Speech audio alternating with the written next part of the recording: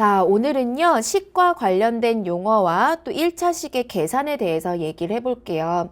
식과 관련된 용어 선생님이 미리 살짝 써왔는데요. 정확하게 이번 기회를 통해서, 항이란 것이 무엇이구나, 상수항이 무엇이구나, 개수가 무엇이구나 등등을 알았으면 좋겠습니다. 이 내용은요, 여러분 외우셔야 되는 거예요. 정의는 약속이니까 반드시 외우도록 한다.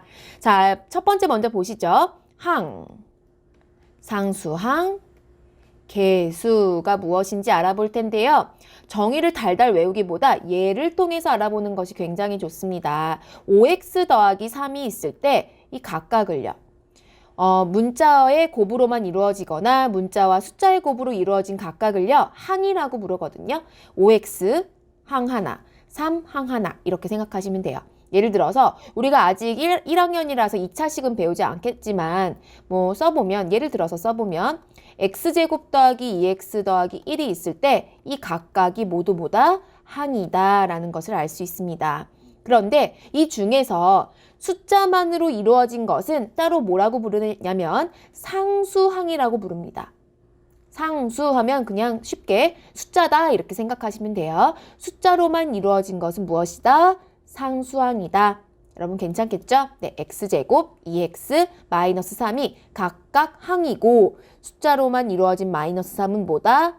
상수항이다 라는 거 알아두면 되겠습니다. 그럼 선생님, 개수는 무엇인가요? 개수는요, 문자에 곱해진 수입니다. 문자에 곱해진 수. 예를 들어서 5x, x에 얼마 곱해져 있나요? 5 곱해져 있죠?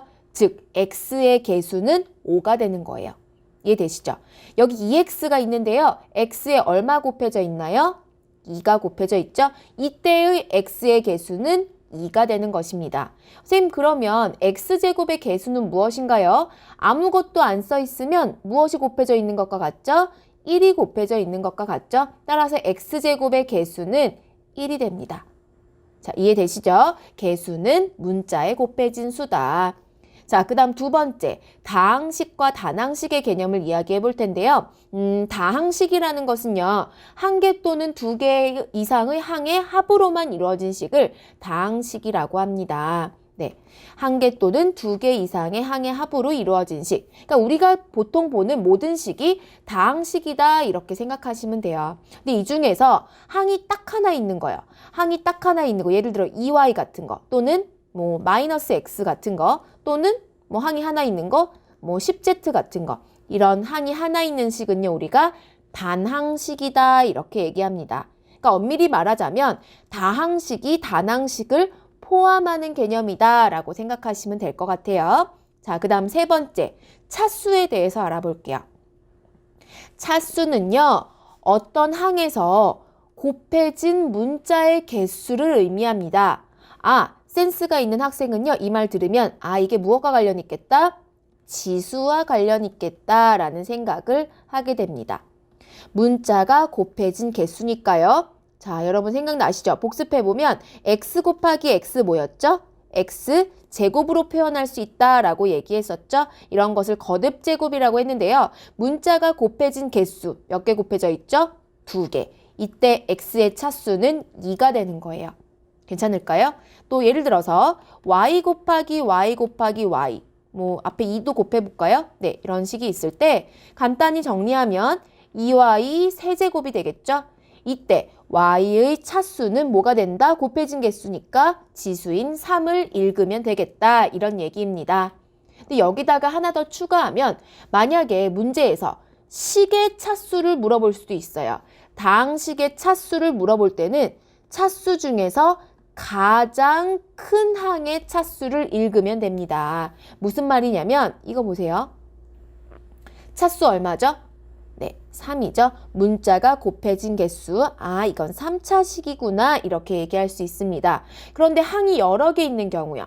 x제곱은 2차고 2x는 1차고 상수항은 차수를 굳이 얘기하지 않지만 굳이 얘기하자면 0차다 이렇게 얘기할 수도 있을 것 같아요. 이때 이 식의 차수는 얼마가 되는 거죠? 가장 큰 거 2, 1, 0 중에 뭐가 제일 커요? 2가 제일 크죠? 따라서 이 식은요 2차식이다 이렇게 읽는 거예요. 가장 큰 수, 큰 차수를 읽는 것이 바로 그 식의 차수가 된다라는 것까지 이야기했습니다. 한번 정리해 볼까요? 예를 들어 놨네요. 예를 통해서 한번 설명을 해볼게요. 다항식 5x제곱 더하기 2x 마이너스 3이 있을 때 일단 항이 몇 개 있느냐? 1번 문제죠. 항의 개수는 하나, 두 개, 세 개 있다라고 얘기할 수 있을 것 같고요. 그 중에서 상수항은 무엇이다? 그렇죠. 숫자로만 이루어진 마이너스 3이다 라고 얘기하면 될 것 같고 3번 x제곱의 개수를 물어봤네요. 개수가 뭐였죠? 문자에 곱해진 숫자였습니다. 따라서 마이너스 5다라고 그대로 읽어주면 될 것 같아요. x의 개수, x에 곱해진 숫자는 얼마죠? 네, 2죠. 다항식의 차수, 식의 차수는 가장 큰 차수를 읽어준다. x제곱은 2차고 2x는 1차니까 그쵸, 가장 큰 차수인 2다라고 읽어주면 될 것 같아요. 학생들이 보통 개수와 차수를 굉장히 많이 헷갈리거든요. 근데 내용이 완전히 달라요. 개수는요, 문자 앞에 곱해진 숫자고요. 차수는 문자가 몇 번 곱해져 있는지를 말해주는 숫자예요. 예를 들어서 4x제곱에서 좀 더 크게 써볼게요. 4x제곱에서 개수는요, 문자 앞에 곱해진 숫자 4고요. 너는 개수.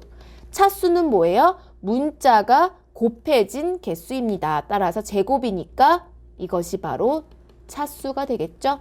정의를 정확히 알고 있길 바랍니다. 자, 그러면 질문 있어요 코너로 넘어가 볼게요. 상수항의 차수는 얼마인가요? 아까 선생님이 잠깐 이야기했는데요. 상수항의 차수는 굳이 이야기하지 않지만 여러분이 너무너무 궁금하다면 뭐 이렇게 얘기할 수는 있어요. 차수는 0이다. 왜냐하면 모든 수의 0제곱은 1이거든요. 이건 약속이에요, 여러분. x의 0제곱, 어떤 수의 0제곱은 언제나 1이라고 약속했습니다. 따라서 우리가 마이너스 2를 마이너스 2 곱하기 x의 0제곱으로 나타낼 수 있어요. 왜냐하면 x의 0제곱이 1이기 때문에 곱해도 결과값에 전혀 영향을 미치지 않거든요.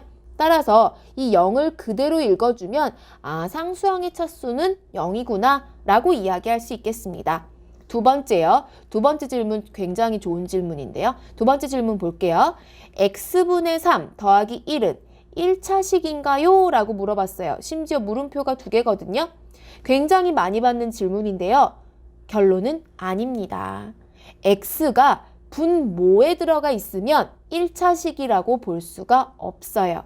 왜냐하면 엄밀히 얘기하면 x분의 3은요. 이 부분은 여러분 고등학교 때 가면 배워요. 이건 3 곱하기 x분의 1인데 이것은 3 곱하기 x의 마이너스 1제곱입니다. 그렇기 때문에 마이너스 1이기 때문에 1차식, 1차항이라고 얘기할 수가 없게 되는 거죠. 그래서 여러분 헷갈리지 말도록 하세요.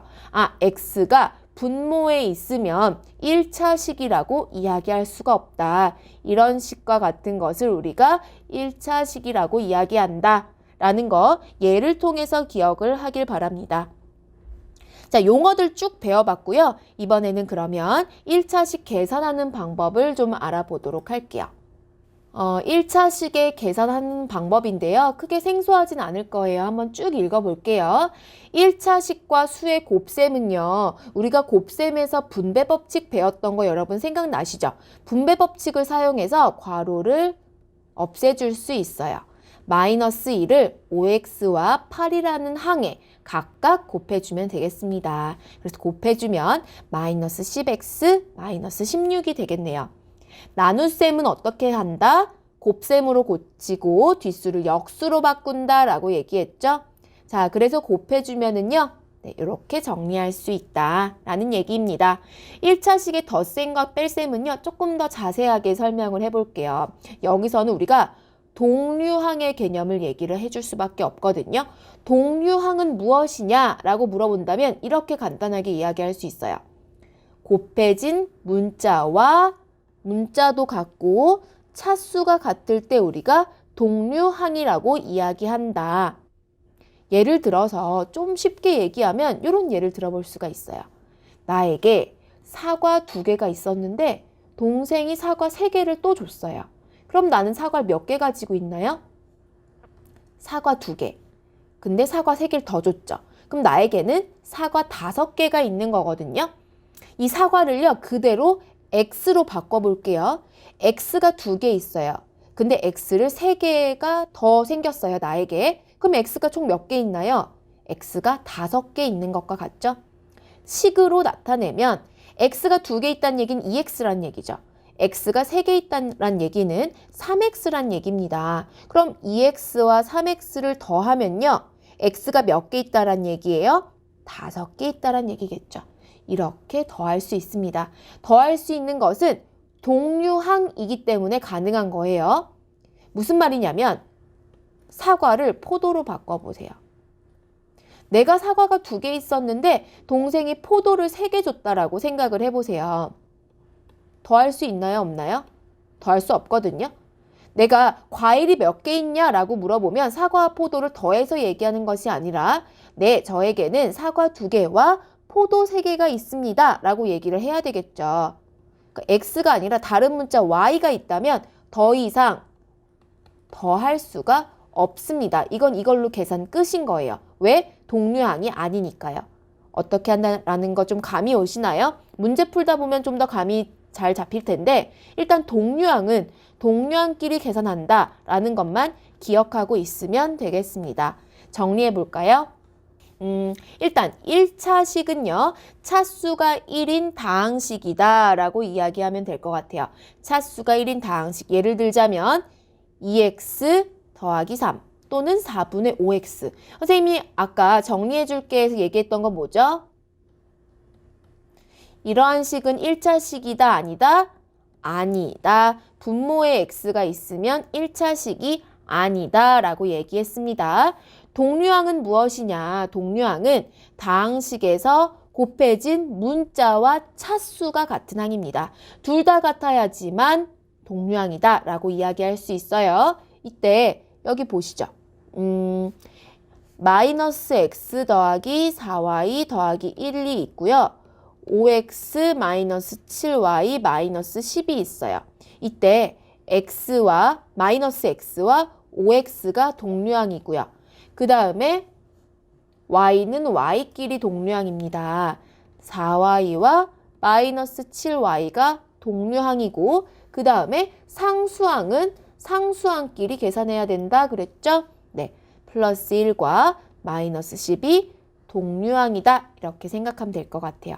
그래서 계산을 해줄 수 있습니다. 예를 들어서 이렇게 더한다고 생각을 해보면 x는 x끼리 마이너스 x 더하기 5x는 4x. 색깔 맞추면서 한번 볼까요? 색깔 맞추면서 다시 볼게요. 네, 여러분 헷갈리지 않게 동류항을 처음 배웠으니까 헷갈리지 않게 색깔 구분하면서 한번 다시 볼게요. 자, 보면은 마이너스 x와 5x를 계산하면 얼마가 되나요? 얼마가 되나요? 4x. 그 다음에 빨간 것은 빨간 것끼리, y는 y끼리 계산하면 어떻게 되죠? 4y 마이너스 7y는 마이너스 3y. 상수항은 상수항끼리 계산하면 어떻게 되죠? 플러스 1에 마이너스 10 하면 마이너스 9 이렇게 되겠습니다. 동류항은 동류항끼리 계산한다는 거 잊지 말도록 하세요. 자, 질문이 있는데요. 한번 읽어볼게요. 두 개의 항 2x와 3x제곱은 문자가 같은데 왜 동류항이 아닌가요? 라는 질문인데요. 아까 선생님의 얘기를 잘 안 들었나 봐요. 동류항이 되기 위해서는 문자만 같은 것이 아니라 또 뭐가 같아야 된다? 차수가 같아야 된다라고 얘기했죠. 그런데 2x와 3x제곱은 문자는 같지만 뭐가 다르죠? 차수가 다르죠. 그렇기 때문에 동류항이 아닙니다. 네, 동류항인지 아닌지는 문제를 보면서 자꾸자꾸 확인해 보면 될 것 같아요. 자, 이제 내용 배워봤으니까 문제 풀어보도록 하겠습니다.